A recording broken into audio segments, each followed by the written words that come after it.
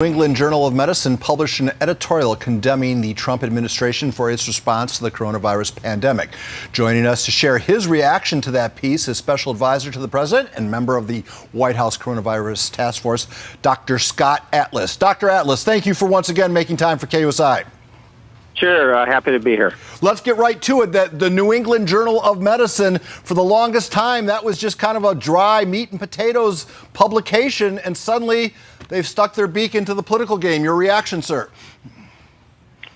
Well, it's disappointing and almost, really, I would say it's an embarrassment for the journal. It used to be a science journal, and now, as we've seen over and over again, politics and personal agendas have really impaired objectivity in what would be the foundation of knowledge and truth, which are the leading journals of the world. And without that, it's just the latest example of unacceptable and embarrassing delving into political editorializing rather than sticking with what they actually know and what they're supposed to do, which is objective science.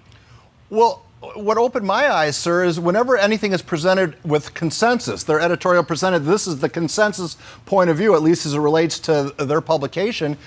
Well, I mean, don't you have people on your side who say just the opposite?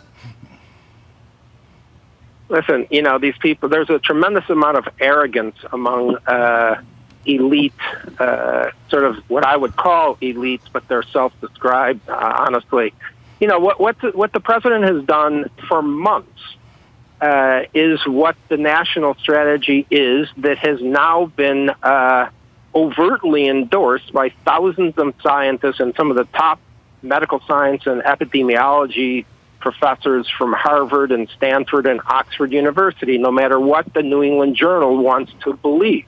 And that is that the appropriate strategy is to protect the vulnerable, the high-risk group, and open schools and society. That is the best way to do public policy in this pandemic, because we, the president, and all the people who wrote that declaration, actually, and my own advisement, has been focused on saving lives. And it is absolutely reckless, unconscionable, and naive to try to, quote, stop COVID-19 at all costs, unquote, and not realizing the impact of the policy of lockdown. It has been irrefutably, extraordinarily harmful, sacrificing our children out of fear, destroying families, destroying medical care, creating what I would call a catastrophic healthcare problem where they instilled so much fear into society that people didn't bother. 40% of stroke patients didn't call an ambulance for help. 650,000 Americans are on chemotherapy for cancer. Half of them didn't come in. We have 46%, the latest data from 2 or 3 days ago, 46% of the 6 most common cancers did not come in and therefore were not discovered of expected. And those cancers didn't just not occur. Those cancers occurred. These people are going to come in with advanced disease. Many of them will die. And, this is over and over again. Half of kids didn't get their immunizations, not to mention outside the U.S. that 130 million people are projected by the UN to go into devastating poverty where they can't even eat. This is insanity to insist for months, even though it's been proven wrong, this naive impression of what to do about this virus. The president, by the way, made some comment that, really reflects the common sense and now obvious strategy, which is when he said in March that the reality is we cannot have the cure be worse than the disease. And that really isn't very complicated of a kind of comment, but it's so accurate. And many of us, including myself, but I certainly wasn't the only one, were writing on this from the beginning, at least early March, that we should protect the high-risk vulnerable, prevent hospital overcrowding, and open society, open schools. And that's exactly what this declaration that was just signed, written in the Berkshires, but signed on by thousands of medical scientists as well as individuals. This reflects the science. This is the science And, again, the arrogance of people who just don't want to believe that there's another view, but reality is don't want to believe that they were wrong all along, necessitates them attacking people like me and others personally, pretending that they reflect the quote-unquote consensus when they actually don't. And, it's very harmful because this is the problem. It's not about being right or wrong. They're killing people. The people that believe that you should just continue lockdowns are literally killing people. The people that are saying that implying that the infection is highly dangerous for everyone instead of looking at the actual data are killing people because they're instilling fear and paralyzing society. And, it's going to go down as an epic tragedy of massive proportion. History will record this era as when science and media killed people by, instead of looking at the actual data, instead of being able to admit they were wrong all along, dug in further, and it's just a tragedy of epic proportions. You bring up the media, sir. You put this up on your Twitter feed, this cartoon. Could you expand on that, on how the media has created, working in cahoots, it would seem, with people who are pro-lockdown, how they have created a sense of panic amongst the populace?